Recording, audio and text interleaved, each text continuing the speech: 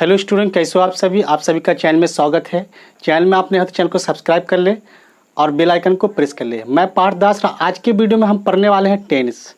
तो टेंस का मतलब होता है यानी काल, है ना। काल का अर्थ होता है यानी किसी समय में कोई क्रिया का होना, किसी समय में कोई क्रिया का होना, यानी क्रिया का संबंध जब किसी समय से होता है उसी को कहते हैं काल यानी टेंस।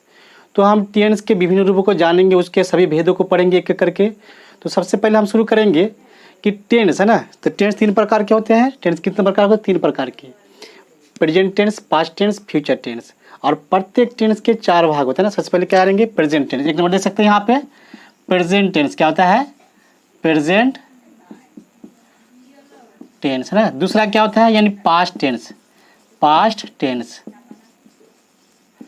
तीसरा क्या होते हैं? फ्यूचर टेंस, है ना। फ्यूचर टेंस क्या बोलते हैं इसको? Future tense. ये हो गया क्या? वर्तमान समय, यानी वर्तमान मतलब अभी जो चल रहा है ना, वर्तमान काल बोलते इसको। क्या कहते हैं? वर्तमान काल। और ये पास्ट टेंस यानी भूतकाल, यानी बीता हुआ समय, जो चीज़ बीत गया ना। भूत का मतलब जो चला गया, जो मर गया, है ना, उसी को कहते हैं, यानी जो बीत चुका उसे भूत कहते हैं। तो भूतकाल। दूसरा क्या है? तीसरा क्या है यहाँ पे? फ्यूचर टेंस है, भविष्य काल, आने वाला समय है ना, भविष्य। क्या है? भविष्य काल, है ना, भविष्य काल, है ना। तो ये तीन टेंस होते हैं, present tense, past tense, future tense. और प्रत्येक टेंस का चार भाग है ना। There are 3 types of tense. Tense तीन प्रकार के होते हैं।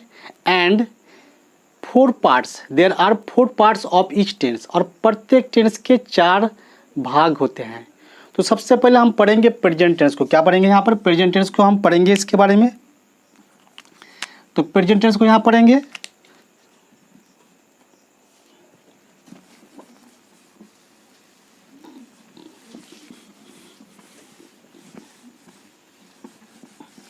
तो प्रेजेंट टेंस का हम पहला भाग पढ़ेंगे, यानी प्रेजेंट टेंस का भी चार भाग है, पास्ट का भी चार भाग है, और फ्यूचर का भी चार भाग है। और पहले पढ़ेंगे हम प्रेजेंट टेंस का पहला भाग, यानी प्रेजेंट इंडेफिनिट टेंस। या देख सकते हैं पहला भाग, यानी प्रेजेंट टेंस का पहला भाग, है ना, प्रेजेंट इंडेफिनाइट टेंस, है ना, या इंडेफिनिट टेंस भी बोलते इसको। प्रेजेंट इंडेफिनिट टेंस या इंडेफिनाइट टेंस भी कहा जाता है। इसको सिंपल प्रेजेंट भी कहते हैं, सिंपल प्रेजेंट भी कहते हैं। तो इसका, जिसको हिंदी में कहते हैं सामान्य वर्तमान, सामान्य वर्तमान। और इसका हम डेफिनेशन जानेंगे, यानी परिभाषा, जिसको हिंदी में कहते हैं परिभाषा। तो परिभाषा का अर्थ होता है यानी किसी विषय वस्तु को, किसी विषय वस्तु की जो है ना वर्णन होता है, उसी को कहते हैं परिभाषा। तो जिस हिंदी वाक्य है ना के क्रिया के अंत में ता हूँ, ती हूँ, ता है, ती है, ते है, ते हो रहने पर वह वाक्य प्रेजेंट इंडेफिनिट टेंस का वाक्य होगा। जैसे हम लोग हिंदी बात करते हैं ना, ता हूँ, ती हूँ, जैसे जाता हूँ, खाता हूँ, पढ़ता हूँ, लिखता हूँ, आते हैं, जाते हैं, सोते हैं, वे लोग पढ़ते हैं, वे लोग जाते हैं, तुम रहते हो, तुम पढ़ते हो, तुम लिखते हो।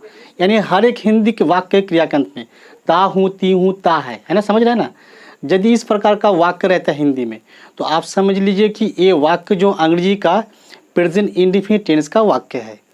तो प्रेजेंट इंडेफिनिट टेंस में तो क्या करेंगे, इसको जब हम हिंदी से अंग्रेजी में ट्रांसलेट करेंगे ना, या हम जब को अंग्रेजी में बात करना हो या लिखना हो सेंटेंस, तो हम इस प्रकार से कर सकते हैं। तो प्रेजेंट इंडेफिनिट टेंस का वाक्य हो जाएंगे।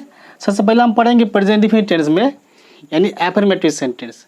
प्रत्येक टेंस में हम आपको चार प्रकार के सेंटेंस बताएंगे। Affirmative sentence, negative sentence, interrogative sentence और नेगेटिव इंट्रोगेटिव सेंटेंस। यानी प्रत्येक टेंस में हम चार प्रकार के सेंटेंस को पढ़ेंगे।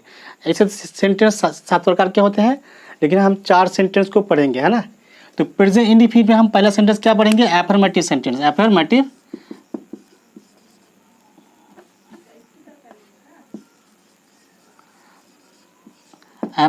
सेंटेंस, है ना। एफर्मेटिव सेंटेंस में क्या? सबसे पहले सब्जेक्ट, उसका देंगे वर्ब 1, उसका देंगे ऑब्जेक्ट, है ना, फुल स्टॉप। तो ये एफर्मेटिव है ना। एफर्मेटिव का मतलब होता है क्या? यानी सकारात्मक वाक्य, जिस वाक्य में सकारात्मकता का बोध है ना, यानी कोई क्रिया हो रहा है ना, कोई क्रिया होता है, यानी नहीं मतलब नहीं लगाने इसको नेगेटिव हो जाएंगे, है ना। तो सकारात्मकता, उसे एफर्मेटिव सेंटेंस कहते हैं, एफर्मेटिव सेंटेंस कहते हैं।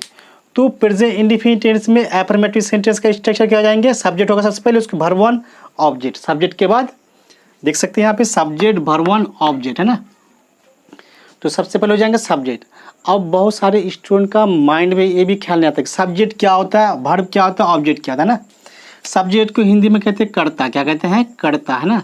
वर्ब को कहते हैं क्रिया, क्या कहते हैं, क्रिया। और ऑब्जेक्ट को कहते हैं कर्म, क्या कहते हैं, कर्म है ना। तो सबसे पहले हम जानेंगे सब्जेक्ट क्या है, सबसे पहले हम सब्जेक्ट जानेंगे ना। तो सब्जेक्ट क्या है, ये जो कर्ता है, कर्ता मतलब होता है यानी जो क्रिया को संपादित करने वाला होता है ना, सब्जेक्ट, उसी को कहते हैं सब्जेक्ट, यानी डूअर ऑफ द एक्शन, यानी जो एक्शन है उसको करने वाला होता है ना। जैसे मैं पढ़ाता हूँ, यानी पढ़ाने वाला कौन है, मैं, तो मैं सब्जेक्ट हो गया। जैसे तुम पढ़ते हो, कौन पढ़ता है, तुम पढ़ते हो, तो तुम हो गया सब्जेक्ट। वह जाता है, कौन जाता है, वह जाता है, तो वह क्या हो गया, सब्जेक्ट है ना। वे लोग आते हैं, कौन आते हैं, वे लोग आते हैं, तो वे लोग हो गया सब्जेक्ट है ना। यानी क्रिया को संपादित करने वाले को क्या कहते हैं, सब्जेक्ट कहते हैं अंग्रेजी में, यानी कर्ता, कर्ता कहते हैं। और जो चीज़ किया जाता है ना, यानी जो क्रिया हो रही है ना, जैसे आना जाना खाना पीना उठना, जैसे मैं तुम्हें पढ़ाता हूँ, क्या करता हूँ, पढ़ाता हूँ, यानी पढ़ाना, टीच। तो टीच क्या हो गया, वर्ब हो गया ना, समझ गए ना आप, टीच हो गया वर्ब। जैसे लिखना, पढ़ना, आना जाना, सोना खाना बैठना, गिरना उठना, भागना मारना पीटना, दौड़ना गाली देना, लिखना, जाना, लाना देना, लेना, कुछ भी करना, ये वर्ब हो गया, क्या हो गया, ये वर्ब। यानी सब्जेक्ट के बाद हो जाएंगे वर्ब। आप समझ लीजिए ऑब्जेक्ट क्या होता है, जब भी क्रिया का असर किसी शब्द पर होता है तो उसको क्या कहते हैं, यानी उसे कहते हैं ऑब्जेक्ट, यानी कर्म, उसे कहते हैं कर्म है ना, समझ गए ना, कर्म। जैसे मैं किताब पढ़ता हूँ, तो मैं हो गया सब्जेक्ट, और पढ़ना हो गया क्या, वर्ब। तो क्या पढ़ता हूँ, यानी किताब, यानी पढ़ने का असर किताब, किताब पढ़ हो रहा है, तो किताब हो गया कर्म यानी ऑब्जेक्ट। तो किताब हो गया ऑब्जेक्ट है ना, आप समझ गए होंगे, सब्जेक्ट वर्ब ऑब्जेक्ट। तो आपको समझ में आ गया होगा कि सब्जेक्ट क्या है, वर्ब क्या है, ऑब्जेक्ट क्या है। तो सबसे पहले हम यहाँ पर कुछ सेंटेंस देखेंगे। तो क्या करेंगे यहाँ पर, सबसे पहले हम एक एग्जाम्पल देखते हैं है ना। जैसे लिखेंगे यहाँ पे एज, क्या लिखेंगे, एज है ना। एज मतलब जैसे, एग्जाम्पल के लिए, फॉर एग्जाम्पल, जैसे है ना, वह घर जाता है, घर जाता है ना। जैसे वह घर जाता है, तो क्या करेंगे सबसे पहले, सबसे पहले आप देख सकते हैं, सबसे पहले क्या सब्जेक्ट, सब्जेक्ट कौन है, वह, यानी जाने का काम कौन कर रहा है, वह है ना। तो वह का क्या जाएंगे, ही। उसके बाद क्या देंगे, वर्ब, सब्जेक्ट का देंगे वर्ब वन, वर्ब केस में जाना, आना जाना खाना उठना बैठना भागना, कुछ भी करना, जो भी करते हैं वो हो गया वर्ब, क्या हो गया, वो वर्ब। तो क्या करते हैं, जाते हैं, तो जाना हो गया ही गो है ना। गो मीन्स जाना होता है, लेकिन यहाँ पे ई एस लग जाएंगे, क्या लग जाएंगे, ई एस, क्योंकि जो ही है ना, ही ये subject third person singular number है। आपको बता देते हैं, सिर्फ प्रेजेंट इंडेफिनिट टेंस में एफर्मेटिव सेंटेंस रहेगा, और यदि एफर्मेटिव सेंटेंस में subject third person singular number होता है तो वर्ब के अंत में एस या यस लगता है ना। यहाँ पे देख सकते हैं, जैसे जी ओ गो, गो मीन्स जाना होता है, तो यहाँ लग गया ई एस, तो क्या हो गया, he goes to, he goes to house, क्या हो गया, ही गोज टू हाउस है ना, ही गोज टू हाउस। ये हो गया एक नंबर का। फिर दूसरा नंबर देखेंगे, क्या देखेंगे दूसरा नंबर का, हम लोग है ना, हम लोग अंग्रेजी पढ़ते, हम लोग अंग्रेजी पढ़ते हैं, अंग्रेजी पढ़ते हैं, कौन पढ़ता है, हम लोग। तो हम लोग क्या हो गया, सब्जेक्ट हो गया, हम लोग हो गया सब्जेक्ट, हम लोग हो गए सब्जेक्ट, यानी देख सकते हैं हम लोग। तो हम लोग का क्या होगा, वी उसका देंगे क्या, सब्जेक्ट के बाद हो जाएंगे वर्ब, तो वर्ब केस में पढ़ना, तो we read, R E A D read. यहाँ पे वर्ब के साथ एस या एस नहीं लगेगा, क्योंकि यहाँ जो सब्जेक्ट है ना हम लोग, ये जो हम लोग सब्जेक्ट है देख सकते हैं।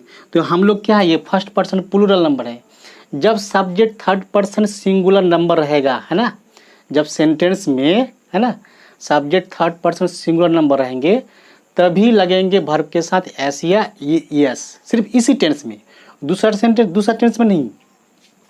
तो we read English, we read English है ना। तो क्या हो गया यहाँ पे, we read English, full stop. तो ये हो गया क्या, ये दूसरा एग्जाम्पल हो गया। हम देखेंगे और कुछ एग्जाम्पल, तीसरा देखते हैं ना। तो तीसरा क्या है, मैं गांव में रहता हूँ, मैं गांव में रहता हूँ हूँ, है ना, तो मैं गांव में रहता हूँ। तो इसको ट्रांसलेट करें तो क्या जाएंगे, यानी तो सबसे पहले क्या देंगे सब्जेक्ट, सब्जेक्ट कौन है, मैं, यानी आई, तो आई हो जाएंगे। उसके बाद क्या देंगे भार, भार कैसे रहना, तो रहना क्या जाएंगे लिव, LIVE लिव, तो आई लिव, इसका तो गांव में, तो इन, है ना, इन विलेज, इसमें ऑब्जेक्ट नहीं है, यानी गांव एक स्थान है, क्या है, एक प्लेस है ना, I live in village, I live in village. तो क्या हो गया, ये हो गया। तो आप देख सकते हैं ना, तो ये हो गया क्या, एफर्मेटिव सेंटेंस, है ना, एफर्मेटिव सेंटेंस में। तो एफर्मेटिव सेंटेंस में हम क्या करेंगे, यहाँ पर आपको 3 सेंटेंस बताए हैं ना। अच्छा, आपके मन में एक सवाल होता है, यहाँ थर्ड पर्सन सिंगुलर नंबर है ना, जब एफर्मेटिव सेंटेंस में subject third person singular number है तो वर्ब के अंत में एस या यस लगाएंगे ना। तो इसको आप देख लीजिए एक बार, इसे हम मिटा देते हैं ना।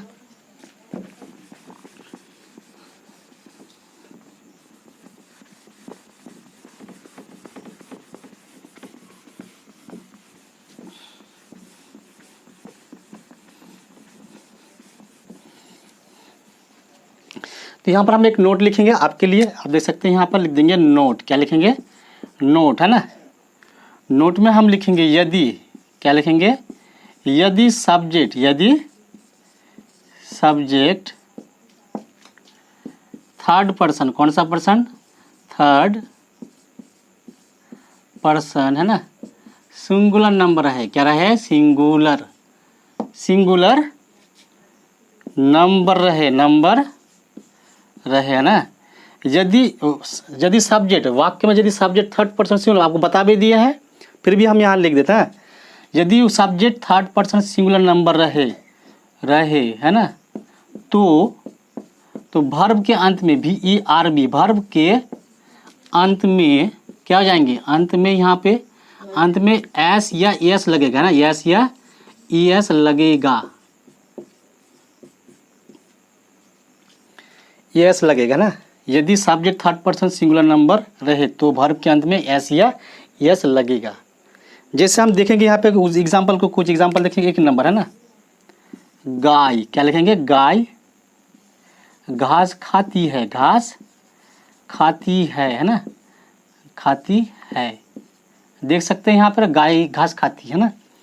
तो क्या है ये जो गाय है ना, गाय थर्ड पर्सन सिंगुलर नंबर है, यानी थर्ड पर्सन सिंगुलर नंबर है, और टेंस कौन सा, प्रेजेंट इंडेफिनिट टेंस, और सेंटेंस कौन सा, affirmative sentence. Present indefinite tense में एफर्मेटिव सेंटेंस हो जाएगा, और यदि subject third person singular number है तो क्या लगेगा वर्ब के अंत में एस यस। सबसे पहले क्या देंगे हम, सब्जेक्ट, सब्जेक्ट कौन है, गाय, है ना, गाय देंगे तो क्या देंगे, द काव, क्या लिखेंगे, द काव, है ना। उसका क्या देंगे, सब्जेक्ट हो गया, उसका देंगे वर्ब, वर्ब केस में खाता यानी खाना, खाने का क्या जाएगा, EAT, ईट, है ना, ईट मीन्स खाना होता है, लेकिन यहाँ वर्ब के साथ में एस लगेगा, क्या लगेगा, इज, एट, है ना, इट्स, द काउ इट्स, उसका देंगे घास, घास का क्या देंगे, ग्रास। तो क्या हो गया, ये हो गया ग्रास, है ना, the cow it's grass, the cow it's grass. और हम एक देखेंगे दूसरा एग्जाम्पल, है ना,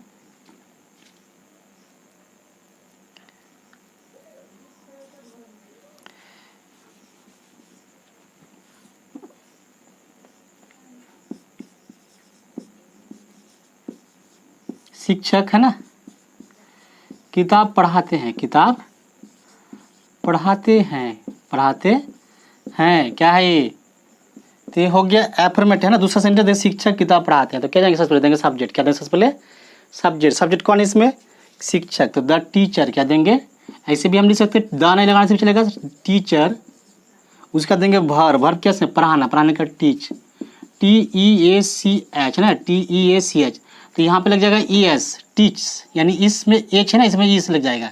आप देख सकते हैं यहाँ पर लग गया क्या, ES, है ना। टीचर टीच बुक, तो किताब क्या क्या जाएंगे, ऑब्जेक्ट यानी बुक, है ना। तो ये हो गया क्या, शिक्षक हो गया सब्जेक्ट, और क्या हो गया यहाँ पे, किताब हो गया ऑब्जेक्ट, और पढ़ाना हो गया वर्ब, तो टीचर टीच बुक, है ना।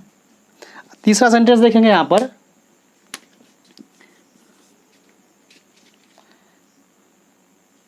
नौकर, क्या देंगे, नौकर, है ना, घर में,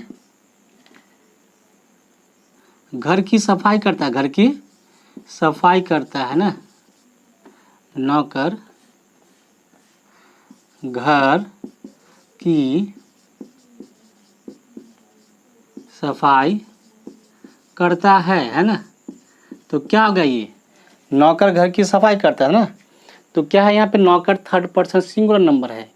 तो थर्ड पर्सन सिंगुलर नंबर है तो क्या करेंगे हम, यदि subject third person singular number है तो, है ना, वर्ब के साथ में एस या एस लगता है।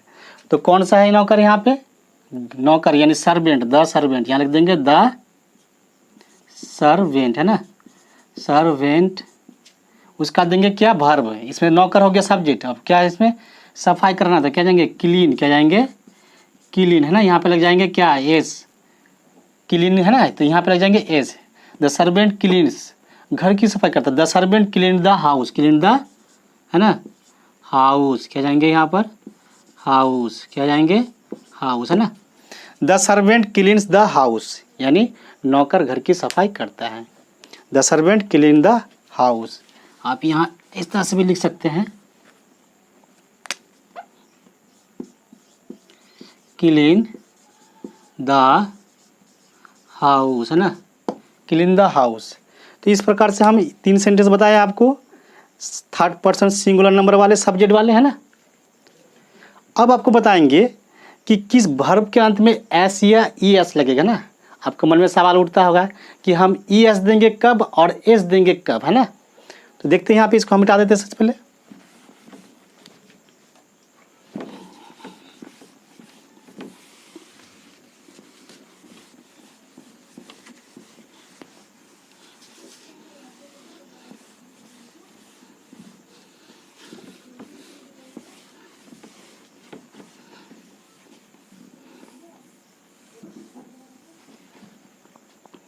तो जब सब्जेक्ट में, जब वर्ब में, है ना, जिस वर्ब में देखिएगा कि जैसे गो, है ना, ओ है, जिस वर्ब के अंत में रहेगा ओ या एच या एस, है ना, ओ एच एस, है ना, या एफ, क्या रहेगा एफ, और भी बहुत सारे होते हैं, है ना, ओ रहेगा या एच रहेगा या एस रहेगा। तो उसमें हम क्या लगाएंगे, उस वर्ब के अंत में ई एस लगाएंगे, क्या लगाएंगे ई एस, है ना, ई एस लगाएंगे। इसके अलावा दूसरा कुछ रहेगा, जैसे यहाँ पे गो के गो साथ क्या जाएंगे ई एस, है ना, गोज, जैसे बोलते हैं। जैसे और यदि जैसे मान लिया क्लीन, CLEAN, तो क्या लग गया यहाँ पे एस लग गया ना। OHS, ये सब को छोड़ के यदि दूसरा वर्ब रहता है ना, वर्ब के अंदर दूसरा कोई वर्ड रहता है ना, कोई अक्षर रहता है, सॉरी, वर्ब के अंत में यदि दूसरा कोई अक्षर रहता है तब हम क्या लगाएंगे, एस का प्रयोग करेंगे। समझ गए। तो इस प्रकार से इस सेंटेंस क्या होता है, इस प्रकार से